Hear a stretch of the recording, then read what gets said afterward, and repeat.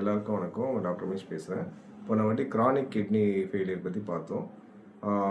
யார் யாருக்கு வந்து இது வந்து மெயின் வந்து கிரானிக் கிட்னி டிசீஸில் டயாலிசிஸ் தான் பண்ணணும். யார் யார் டயாலிசிஸ் பண்ணணுன்னு பற்றி பார்ப்போம்.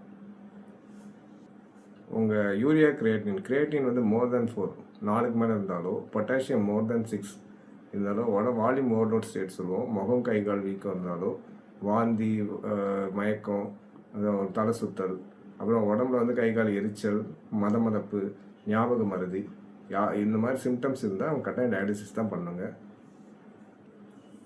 இப்போ வந்து அந்த சிம்டம்ஸ் என்னென்ன அறிகுறிகள் இருக்குன்னு பற்றி பார்க்கலாம். மூச்சு வாங்குறது, நடந்தாலே மூச்சு வாங்குறது, வாந்தி, சாப்பாடை பார்த்தா ஒரு மாதிரி கொமட்டிகிட்டே வரும், யூரின் பார்த்தா நொறையாக இருக்கும் யூரின் போனால், அப்புறம் ஞாபக மறதி இருக்குங்க, அப்புறம் பசி எடுக்காது, அப்புறம் யூரினில் வந்து பிளட்டு லீக் ஆகும், நடந்தால் குறைக்க பிடிக்கும், சில டைம் வந்து கை கால் எரிச்சல் இருந்தாலும் அதுவும் கிரானிக் கிட்னிஸ் ஒரு அறிகுறி தான். தோல் வரன்னு போயிடும். அப்புறம் வந்து தூக்கம் வந்து நைட்டு வராது, சரியாக வராது, ரொம்ப டயர்டாக ஃபீல் பண்ணுவாங்க. அப்புறம் வந்து கை கால் வீக்கம் இருக்கும். முதல்ல வந்து ஃபேஸ் வீக்கமாக இருக்கும், தென் கால் வீக்கம் வரும். இந்த மாதிரி அறிகுறிகள் இருந்தால் உடனே நீங்கள் வந்து உங்கள் அருகாமையில் உள்ள டாக்டர்ஸை போய் கன்சல்ட் பண்ணிக்கோங்க. ஒரே ஒரு சின்ன டெஸ்ட்டு தான், யூரியா கிரியேட்டின் மட்டும் பார்த்துக்கோங்க. ஒரு அல்ட்ராசவுண்ட் ஸ்கேன் பார்த்துட்டிங்கனாலும் அதுவும் ரொம்ப யூஸ்ஃபுல்லுங்க. டயாலிசிஸ் தான் பண்ணணும் அப்படின்றது பயப்பட வேண்டாம். சப்போஸ் மாத்திரையிலேயே வந்து இந்த கண்ட்ரோல் வச்சுக்கலாம். பட் வந்து நீங்கள் டயாலிசிஸ் பண்ணுறதுனால உங்களுக்கு எந்த பாதிப்பும் வராது, ரொம்ப பயப்பட வேணாம்.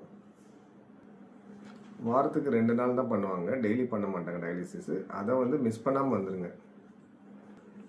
என்னென்ன ஃபுட்டை அவாய்ட் பண்ணணும் பற்றி பார்ப்போம். பொட்டாசியம் அதிகமாக இருக்க உணவு வந்து தவிர்க்கணுங்க. வாழைப்பழம், ஆரஞ்சு, உருளைக்கிழங்கு, தக்காளி இதெல்லாம் வந்து கம்ப்ளீட்டாக அவாய்ட் பண்ணிவிடுங்க. ஃபாஸ்பரஸ் இருக்க ஃபுட்டுமே கிட்னி டிசீஸ் உள்ளவங்க, சிறுநீரக கோளாறு உள்ளவங்க சாப்பிடக்கூடாதுங்க. அது வந்து பால் ப்ராடக்ட்ஸ் எல்லாத்துலேயும் இருக்குது. மீட் கறியில் இருக்குது, கோழிக்கறி, ஆட்டுக்கறியில் இருக்குது.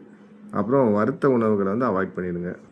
இப்போ என்ன ஃபுட் சாப்பிட்லான்னா ஃப்ரூட்ஸ், வெஜிடபிள்ஸ் எல்லாமே சாப்பிட்லாங்க.